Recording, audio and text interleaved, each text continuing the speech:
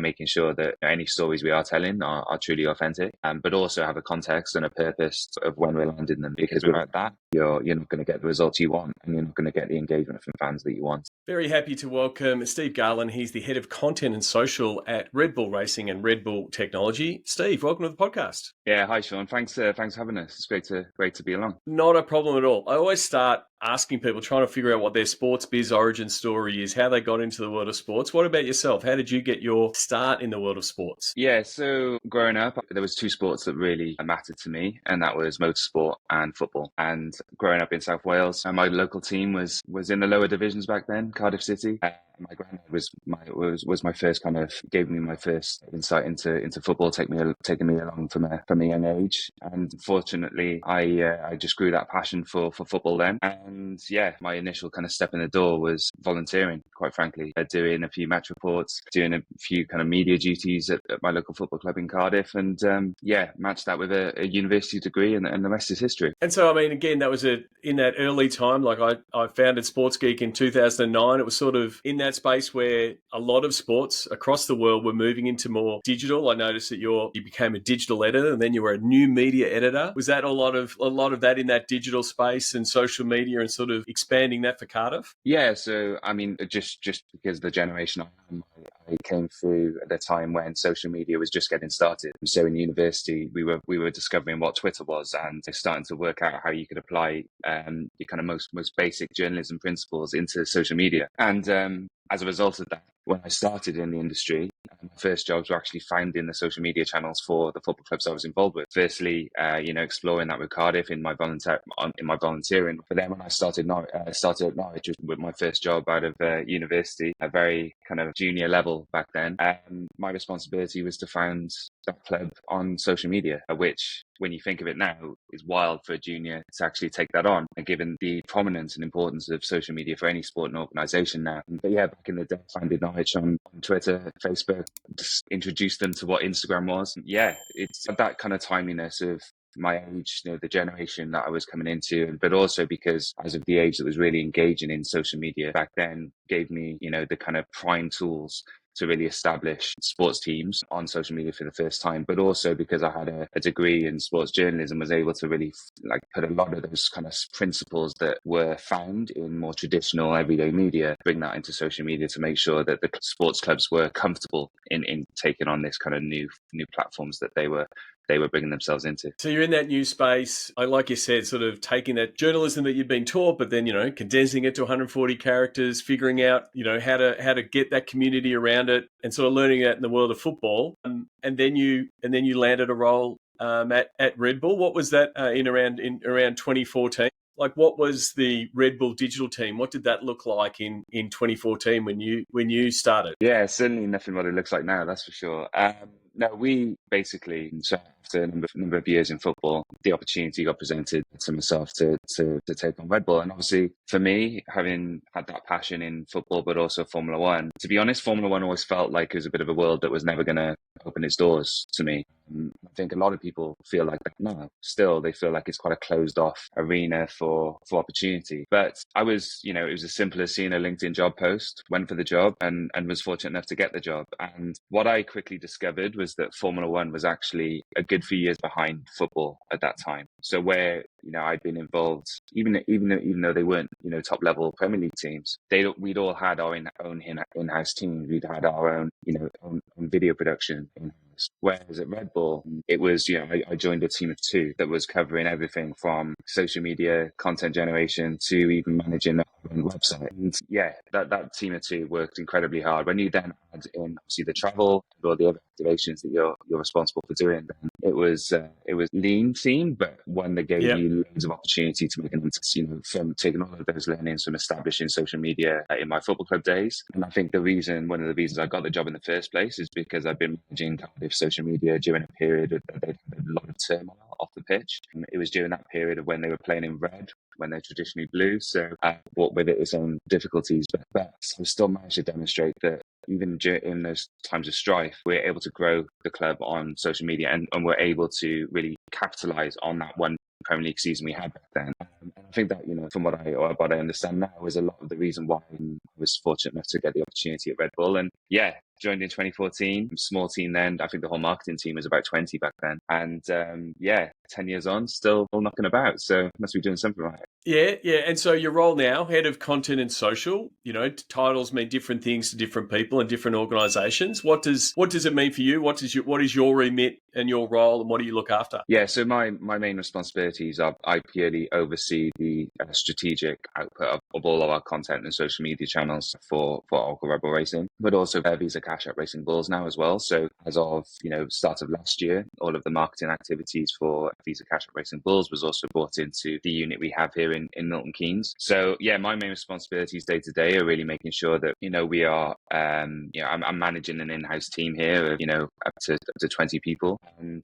my main day to day is to make sure that we're all working and achieving the kind of KPIs and content standards that we expect here at Red Bull, and making sure that we're pushing it in the right direction towards the next activation or next race that we have coming up. As I'm sure and anyone listening knows, Formula One is a very, very fast-paced industry, especially now with so many races on the calendar. As soon as one race is done, we're straight into the next one. And that in itself is a tempo and speed that, really pushes you, means that you've got to be on the ball pretty much every day. And my job is to make sure that the team are prepared, clear, and aware of what the next target is and what the main objectives are for the next race, but also for the year, for the team, and to deliver what's expected of us as a content and social team. Absolutely. So you go from that team to two to roughly 20. So you would have gone through those growing pains of having those wins and then making that pitch for the next videographer or a dedicated graphic artist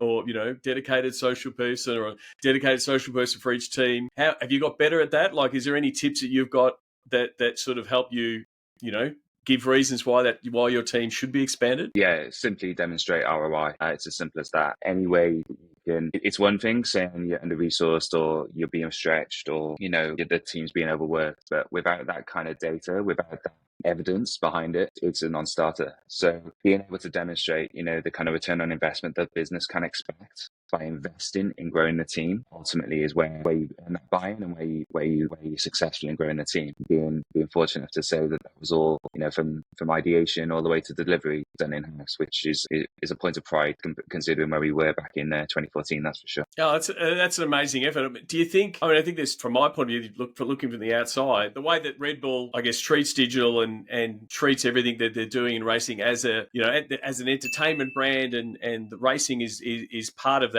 And then also you're in Formula One, which is very data driven. Everyone's always looking at the numbers. Do you think a combination of those two help your fact, and the fact that you do have to look at the data and return say this is how many impressions we're going to get for both Red Bull but your other partners? Do you think that's sort of just ingrained in both your sport but also Red Bull being your key partner? Yeah, I think data, without data F1 wouldn't run. But I think the challenge with digital is getting that level understanding of what metrics matter. And we've been working from a very early age here, when I started, to make sure that people saw engagement and video views and view duration as the key metrics that matter, because so easily for many it's so easy to see the kind of overall audience number or overall followers you've got and take that as verbatim the success that you're doing. And, we were fortunate enough that we had really strong engagement from a very early stage, and I joined in a period where we were just kind of out of that initial success that we had.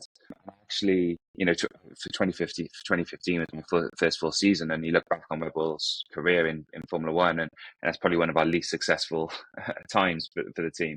But I actually remember that year so well because it was the year we really went back to our roots and went back to what our core for being in Formula One was, and that was to bring some life, some energy, kind of self-ironic fun to the grid. And it was that principle that really enabled us to build that tone of voice, really go back to that kind of self-ironic nature with our output, and enabled us to really use digital and our social media channels as a key point to land that, because we weren't getting the coverage that we were when we were winning championships. So social media became the point for fans to get that first engagement with us and to build that initial loyalty with the team. And that was something that I made sure because of that experience, that's something I made sure the team also knew when we were successful again in winning championships in 2021, 22, 23, that yes, we're winning championships, but we still can't take ourselves too seriously on social. We still need to maintain that kind of tone of voice, self-ironic tone that people know and love us for.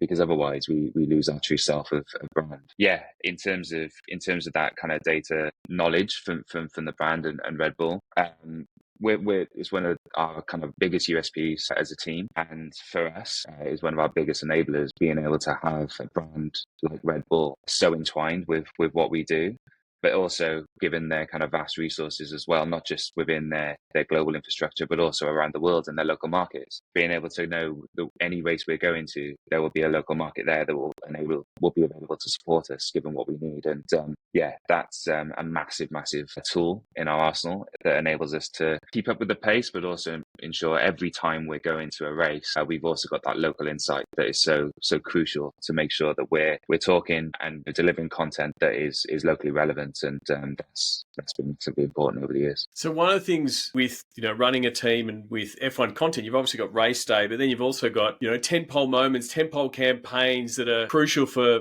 kicking off a season, launching livery, and other things like that. How much? I mean, is that a key part of what you do? Sort of having that 30,000 foot view to say, hey, this is what we want to achieve with these type of campaigns. Is there any particular campaigns that jump out at you of ones that have been special over your time? Yeah, there's been so many. We've done so much great stuff over the last 10 years here at Rebel Racing, but the one that really stands out is actually one of my first ones, and that was in 2015, where we launched the Camel Ball. I'll never forget it to this day, seeing that car kind of roll down the pit lane and everyone's faces in the pit lane just kind of turn and wonder what was traveling towards them. I also remember it so well because it was actually the first time Seb Vettel was driving out in a Ferrari, and all the media and all the media packs were all based on the Ferrari guy was waiting for Seb to drive it. And then suddenly we rolled down the pit lane with that black and white Camel Ball, and suddenly everyone's chasing down the pit lane to get a shot of us. And that was the kind of first, for me, that was the first campaign that we landed that really showed what I was here to do, but what the team was here to do as well. And that was to just do things a little bit differently, but also disrupt the norm and do it with a bit of a twinkle in the eye as well. Like we knew that had been coming for a long time, and just to keep that under wraps in itself was a mission. And to as a team being able to then do that. It's not like it is now, where every other race or every couple of races, there's another livery being revealed for a race. I really do feel like that was the instigator for what then followed, and now is what's such commonplace in Formula One. Every big race, it has some kind of special livery by a team. But that Camel Ball will always have a special place as being the kind of real moment physically that you saw, what we were here to do and how we could disrupt the apple cart by doing something so differently. I think the beauty of that livery as well was that it really had an engineering purpose to it as well, is that the engineering team were involved in the development of that livery. And actually, during testing, we were, using that livery to hide, certain parts, experimental parts on that car for the year ahead. I mean, it didn't necessarily work out. It was one of the worst seasons we've had. That the kind of storytelling that we were able to do around that, but also how we landed that on digital channels, by having, our website decked out in the same kind of design. Social media pages changed. The moment the car rolled out, having all of our social media channels changed to that livery as well. It was a really beautifully 360-degree campaign. And the thing is, like you were just saying, like, it's not just, hey, the social and digital team comes up with an idea and they're going to execute it on social. It was the fact that it was integrated with engineering, that, the part of the car, it wasn't just, hey, this is how we're going to capture the things that's in front of us. That must have been the piece where it's like, if we can get this connectedness with engineering and the drivers and what's happening in the garage, then it will be that authenticity that people are looking for. Exactly that. Yeah, the more authentic the story, the more engaging, right? It's quite simple. Yeah. I think we're also, that was nearly 10 years ago now, but I think more than ever, fans can really see through when they're being sold something that isn't true and isn't authentic. And the beauty of that campaign was that from the race site, from the race team all the way to track, there was a really authentic story that we were telling there, but also had that beautiful kind of twinkle in the eye. This car just looks amazing, and it hadn't been done before. So it really kind of stood out in what teams and what fans we're used to seeing and we're used to doing. Yeah, that's something that I've held true during the rest of my time here at the team. Making sure that any stories we are telling are truly authentic, but also have a context and a purpose of when we're landing them. Because without that, you're not going to get the results you want, and you're not going to get the engagement from fans that you want. And yeah, that really was the instigator for me in that set up a number of other campaigns that we did, in the years following. We did a number of kind of testing liveries in the years following that all ran along the same kind of lines, but then also culminated in what was one of the most special liveries that we did in Turkey during the COVID years, of running a Japanese white livery in Turkey. I mean, that in itself has its own unique story to it. Liveries have been the core of what we've done over the years. And yeah, I really do feel like what we did back in 2015 was the real kind of foundation of what we've started to see become commonplace in Formula One. So one of the things that has changed in Formula One in your time is they've just added more races. It was 19 races when you started. Now it's up to 24 races and going into new countries and different countries. And so it's becoming almost like, Premier League football or NFL, where it's, a week on, week off and those kind of things. How do you go about managing a race week and the travel from a digital team's point of view? It's a big question, and it's probably the biggest unknown for anyone who joins the team, is how to manage the travel against the expectations that are put on you. And there's no off season now as well, by the way. It's 24 races, and the season's done and everyone goes, oh great, well, we'll see you in March. No, there's no such thing. There's no such thing as that. But no, it really is a case of, this is also been enabled by the increased resource we've been able to bring to the team. But it's really been a case of just managing people's time and schedules to make sure that no one is overexerted. There's been, to be quite frank, if people are expected to do 24 races in a year, you're only going to get maximum 1 or 2 years out of them at the very max. So all of that time that you invest in building that knowledge and seeing them grow within the team is only going to have a real short shelf life, because to be honest, 24 races is an awful lot to ask of anyone.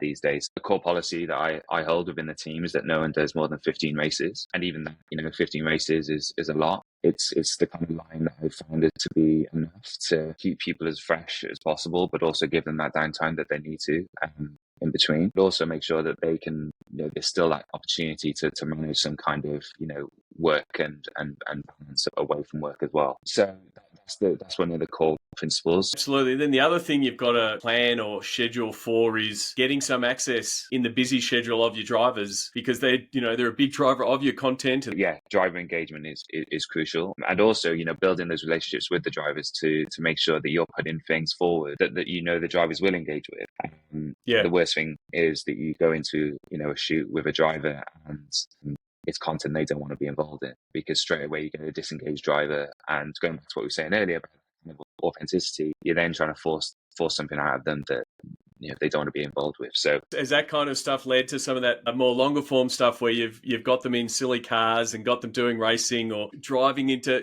doing those more longer form, which most likely aren't happening on a Thursday of a race week, but like they're more in your downtime or when you're in practice sessions, to sort of understand the driver and understand that is something they would like to do and it's something they would like to have fun with? Yeah, absolutely. And it's something that you build up that trust over the years. You some of those type of long form pieces that we've done with Red Bull over the years, they've come with an awful lot of pre-production between us as a team, but also Red Bull, in order to make sure that we're landing in the right place for the drivers, to make sure that we're putting something forward that we know the drivers will actually be engaged with, but is also safe. Is also looking after their best interests, considering they're expected to be delivering a podium finish or a win later that week. So yeah, it's always, especially with the kind of extreme sports that we're so fortunate to have such a great representation across with Red Bull. There's always some really outlandish ideas that we want to get the drivers involved with. Obviously we'd love to throw the drivers into all of it, but there's also got to be that reality that at times that we need to find the right balance, and especially given the kind of their main purpose for being involved in the brand and in the sport, and that's to win races. And yeah, we make sure that it's an enjoyable one, the drivers are engaged, but ultimately it's also something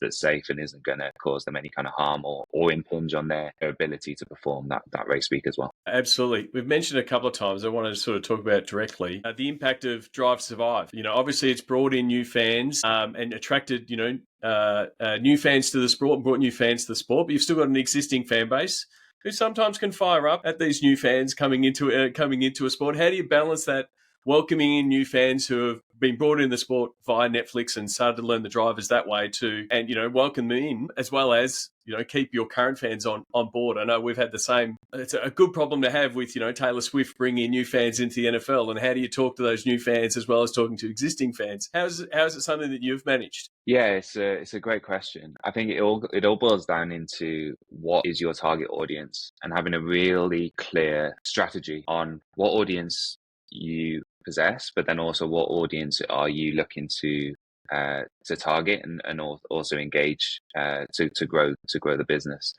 And grow the audience for your channels. We've always been a team that wanted to be the entry point to fans into the sport. We've got a younger demographic that we engage. We're fortunate enough to have the brand behind us that also has that also skews to that younger demographic. And yeah, for us, it's really making sure that we're able to engage and be a safe space for those new fans who want to explore and find out more about Formula One. But then also, we are true to that core fans who, maybe started to support us when Seb Vettel was winning his championships all those years ago. It's a hard balance, don't get me wrong, it's a hard balance, but we've actually found that just getting that data and getting that insight of what's working is and that enables us to find that balance basically. So we do weekly monitoring of all of our accounts, all of our content that's going out. We also benchmark that against other teams as well, so we really can see what's working in benchmarked against other teams and other sports. Yeah, without that we wouldn't be able to kind of strike the right match. We actually see the new wave of audience that has come to the sport as a real opportunity, especially for what we're looking to do with Visa Cash App Racing Bulls. We want that team to be the team for for Gen Z and that new audience, and we've really targeted that team and the content that we're delivering to be a safe space for Drive to Survive fans, because we did recognize that quite often, on not just on team channels but within the F1 community, that if someone just wanted to find out a bit more about Formula One, or perhaps came in with a comment that was they weren't to know, and they were then they were shouted out of town by a hardcore audience, they really did analysis show there was this whole audience that actually wanted to engage but didn't feel comfortable to, because of the kind of engagement they were receiving in the background. Yeah, we've actually used Visa Cash App Racing Bulls as an opportunity to do something different again with that team than even what Red Bull have been doing on our digital channels, and find that new audience and talk to that new audience in a way that we don't feel like any other team is doing. And in doing so, we become a bit of a safe space for them as well, and just really kind of earn that engagement and be an entry point into the sport and at the point where there's no risk in asking questions. That also plays into the content that we ideate as well, making sure that we have a nice balance of introducing people to the sport with some how-tos and Bulls guides that we do, but then also marrying that up with content like we ran last year for our 20th season, where we were running the RB1 against the RB20 and doing 20 years of Formula One, content that really kind of lends itself to its hardcore audience. So I think as long as you find it with that balance, there is that way of still earning and building that audience of new generation fans, but also keeping the hardcore engaged as well. Yeah, I mean, it's a tough one. Everyone's in the trying to reach new fans, and then when new fans come on board, there is sometimes that resistance, but like not every bit of content is for every single person. And so, having some of those changes, and the hardcore fans will dive deep on the technical stuff and want to know all the rules and all that kind of stuff,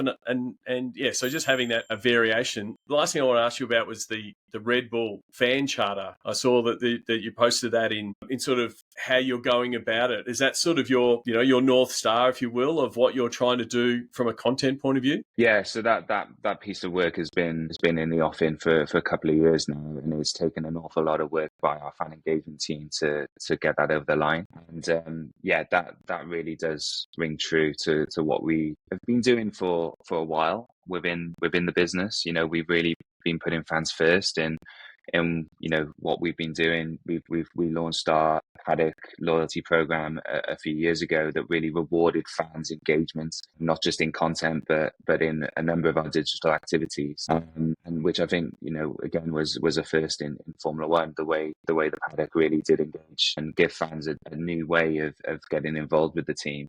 But yeah, the fan charter that we launched a couple of weeks ago is really a culmination of all of the work that we've been doing over the last few years, and putting on to say, this is how fans are so core to us as a team, but also have a real role to play in pushing us pushing us forward, and now obviously have that opportunity as well to put their thoughts forward on where we should be going, or where we against where we perhaps we're not at the moment. So yeah, it's been a great piece of work that we work collaboratively on with our engagement team, and will 100% be one of our North Stars for some of our content ideation moving forward as well. I mean, because like you said, you were living it. It's just like now that it's written down and also then circulated internally and externally, sort of does bed it down. It's it's probably that's the path you've been walking on for the last 7 or 8 years. But now that it's formalized and that's where your fans can see it, I think it is sometimes really essential to say not only this is what we're doing, but this is sort of the why we're doing it. Yeah, 100%.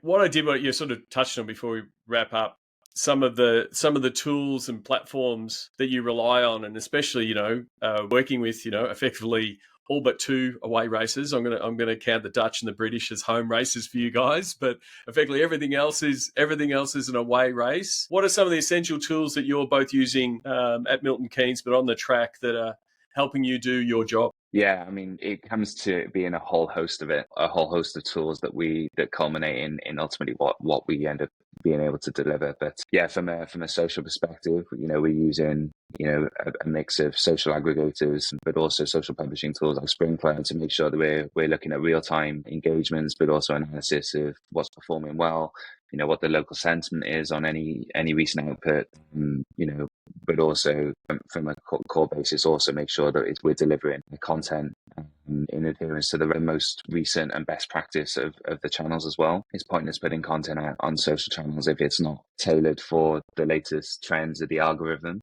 or to the right formats that channel is asking for, which has been a challenge over the last few years, especially because each channel has grown its own arms and legs of offerings. So just being able as a team to be able to keep on top of that has been mission one. But yeah, from social tools all the way through to our production resources, one thing that's been most crucial to us over the last few years has been the adoption of LucidLink in our production workflows, which has really enabled us to bring that remote workflow into play, and being able to upload our content in its most raw form, trackside, and then that being available to a team of editors to dive into has been crucial in not just maximizing the efficiency of that workflow, and enabling that off track team to dive into content, but also to make efficiencies trackside as well. It means we don't have to have editors trackside, for example, which when you've been into the paddock, you realize actually space is a real premium. That goes for teams very much so as well. Like as a marketing team, we can only have a certain amount of people because of the space, the physical spaces that we're operating in. So any space that you can save trackside also brings efficiencies, and not just in terms of space trackside, but also in obviously efficiencies of cost for travel and accommodation as well. So I'd say they'd be the most kind of two most crucial pieces that we rely on day to day. But yeah, there's a whole suite of assets that we use for weekly analytics, our monthly reporting, as well as third parties who also help support us do that. So but I'd say those two have definitely been the most crucial for us over the years. Definitely. I mean, especially that, I think you're right in COVID sort of accelerating some of that, one, remote working, but then also being effective at remote working. So remote teams become more effective. I mean, if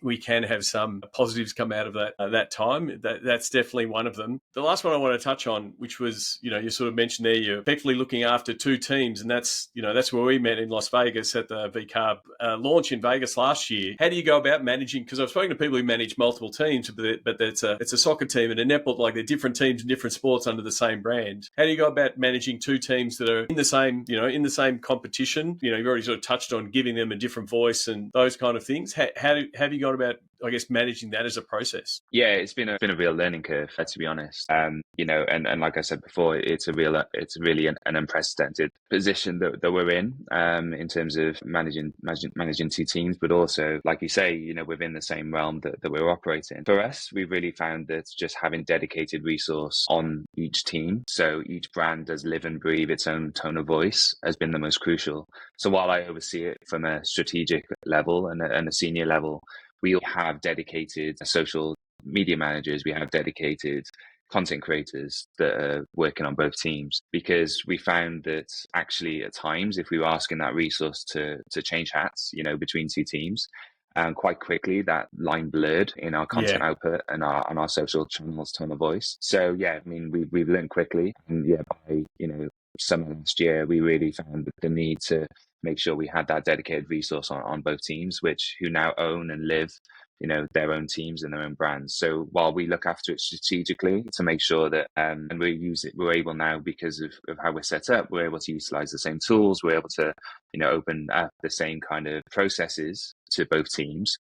At the core of it, and that kind of end execution, that all lives with a dedicated team of digital experts and social experts who are there responsible for landing the brands of their respective teams. It's as simple as that, really. We haven't really found much apart from that. That has been the most crucial point in order to make sure that both teams are living and breathing on their own, essentially. And the efficiency come in the tools and the infrastructure, and then I guess the ideation process that you're having. You go, well, we did this over at Red Bull. What does that look like?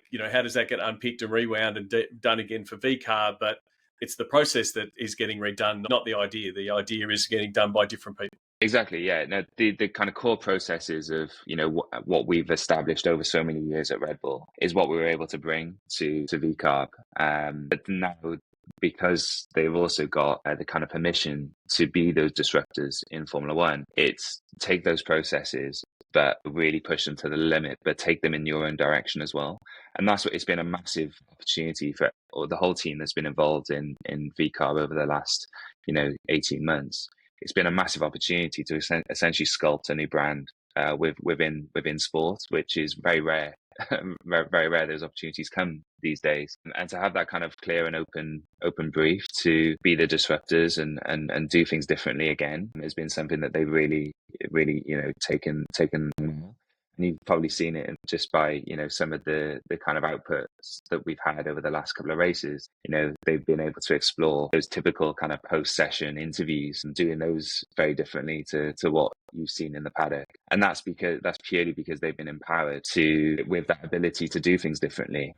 We don't have all those kind of strict approvals in place that I'm sure are in place at other sporting organizations. We just have a very talented, very young and energetic core team there to deliver what they've been briefed to do, and that is to kind of tell the rule book again and do things differently, and do things that even Red Bull Racing can no longer do, because we are in the position that we are. So yeah, it's been an interesting 18 months to kind of discover that. It's also been something that's been really empowering for a lot of people in the business who've been given a lot of freedom and a lot of empowerment to deliver a first of its kind of approach to a brand, and start to land like I was saying earlier, start to land a team towards that audience demographic that we feel had been underserved in the past. Absolutely reminds me of Rashina Warren at the Women's Tennis Association. Her thing was, let them cook. If you've got talented people in there, let them cook, and then that's when you really get the good stuff. If it's all boxes and lines and spreadsheets, then that's you'll end up with social media and digital that looks like an accounting firm.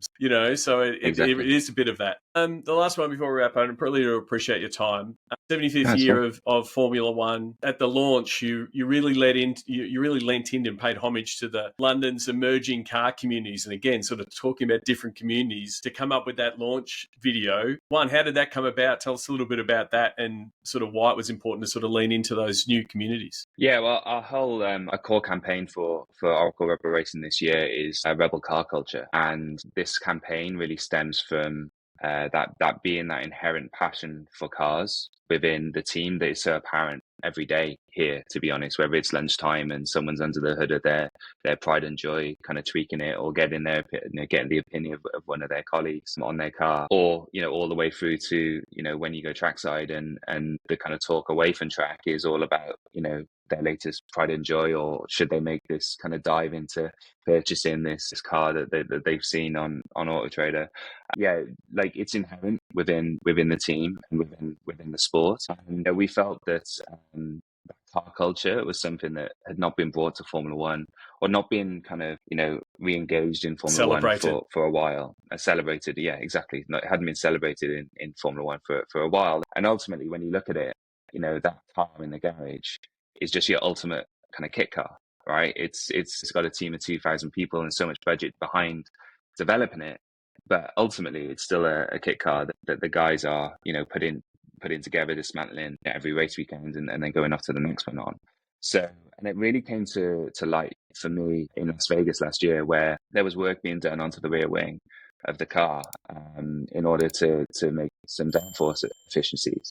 And it was so raw that it got to the point of, they were literally cutting bits out of that rear wing. And it got to a point where there's so few times that F1, which is kind of on this pedestal of being the ultimate in technology and kind of speed and is the pinnacle of motorsport.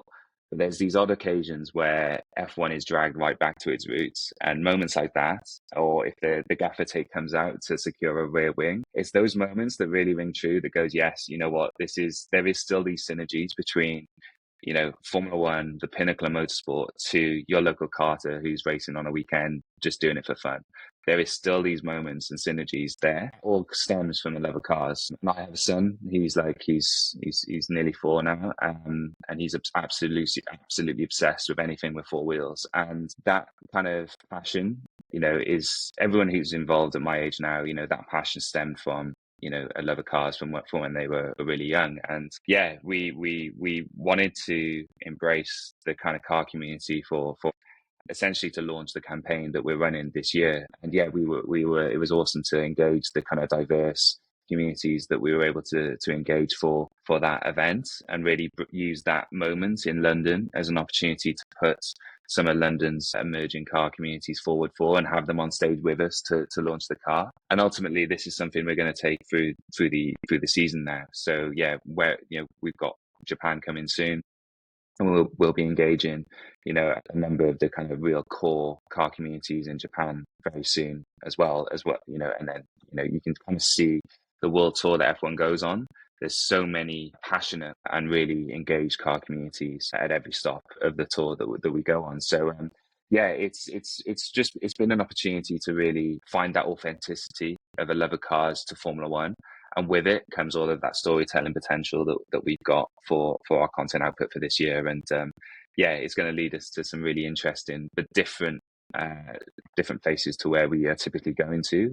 And we've been well versed in kind of action sports, or putting the drivers into different disciplines within Red Bull, or maybe some light-hearted and more fun content. But yeah, what we're doing with this campaign is to really kind of dive in to these communities, but also find some really engaging but unique stories that probably have never been heard before, but have been existing for so long, and really giving those stories and those communities a step into a new audience. Yeah, I mean, that's right. The community piece is the bit that I love. Like you're tapping into these already communities, and then, amongst those communities, there'll be influencers or, people that are, have Instagrams that are just because they're fixing that car. And so it's another way, but it very small, everyone says influencers is this big wide thing, but like this is just, for a particular vertical, and it absolutely fits for, like you said, because it's a starting point of fandom. So I'm interested to see where it goes. I mean, I'll share the links in the show notes for the, it was a Fast and Furious through London effectively video. So it must have been a lot of fun to shoot it and a lot of organising to shoot it, but it looked amazing. Yeah, eight night shoots in 12 days. So if there's anything to say what it takes to deliver content in Formula One, that's about it. Yeah, it was. I mean, as a whole, the event was a real step into the unknown for the whole sport. I think all teams really shared that as well. It was a real stab in the dark for all of us because, we'd never done it before, collectively as teams, but also as Formula One. And it was really interesting to see how all teams took a different approach on it. But that in itself is refreshing as a sport to see. We shouldn't be afraid of doing things differently. We shouldn't be afraid of, just doing the same race calendar, just doing the same type of events that the sport's ever done, because it doesn't grow, it doesn't evolve without doing that. So and I think what was really interesting to see was how Marmite some of the reactions were to the event. I think that's something we've always had at Red Bull. If we're at a point where some people love it, some people don't, then you're doing the right thing. I think that's where F1 actually managed to be with this event as well. I think, and we all know, it's very competitive off track, but we do know that the digi teams get very competitive and the content teams get very competitive. So the bar will continue to be raised. So I look forward to see what everyone pulls out next year. Steve, I really do appreciate the time. I want to get to the Sports Geek closing 5. Do you remember the first sports event you ever attended? Well, first sports event. It was actually my first football match. So my dad's a Chesterfield fan, and then he took me along from a very young age to try and indoctrinate me to being a Chesterfield fan. It didn't work, but I still remember it was Northampton, and they lost. Actually, they lost 2-1. So I remember it well. And you would have been to a lot of different sports events and a lot of different tracks around the world. Do you have a favourite food memory or a go-to food at a sports event? I was just in Melbourne a couple of weeks ago, and I had one of the mince pies at the AFL. Meat pie with sauce. Yep. Meat pie with sauce. That was, it's just time. It just feels right in that time and place. So that's definitely up there. But no, I'd say my favorite would always be in Japan and in Tokyo. Just the food just hits differently, and it's the only that I feel like hasn't been replicated to its best form outside of Japan. To get that real kind of best Japanese cuisine, you've got to be there. So I'd say some of the Japanese cuisine out in Tokyo.